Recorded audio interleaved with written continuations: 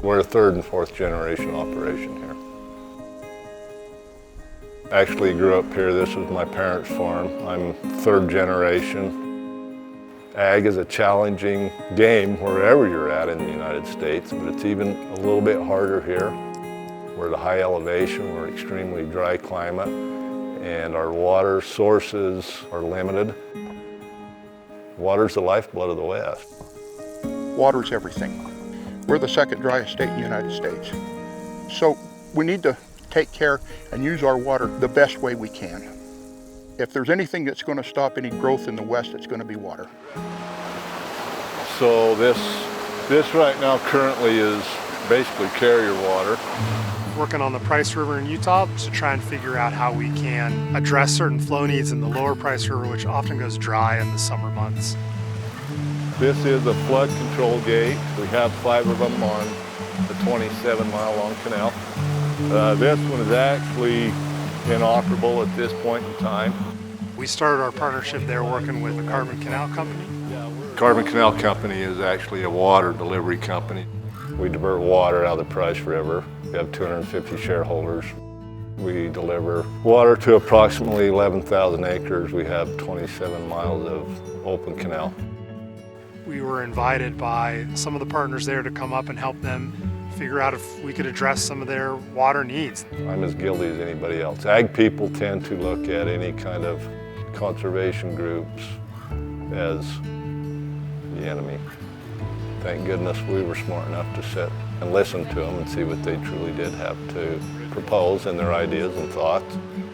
We're Americans, we're independent. We was born and bred that way. But none of us independently, as ranchers and stuff, have the money or the capability to do this. With Nature Conservancy coming in, they're going to give us a hand to do that. They've found resources to get a flood-controlled gate replaced. And then the next thing is the Olson Reservoir project. The goal is to bring water that's not being delivered to shareholders from the Carbon Canal over to Olson Reservoir, enhance the wetland habitat here, but also store it so that we can later strategically release it to the lower Price River.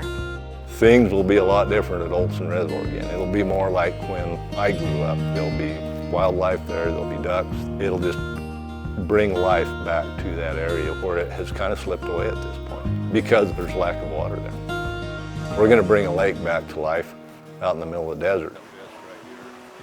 We align more with Nature Conservancy than we disagree.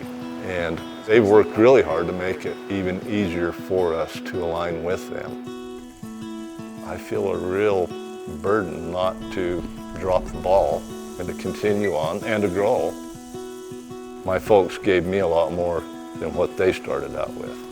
And I would like to leave that same kind of legacy, to leave my kids more than what I started out with. So, ag producers, ag people are the stewards of the land. I mean, we're just the caretakers.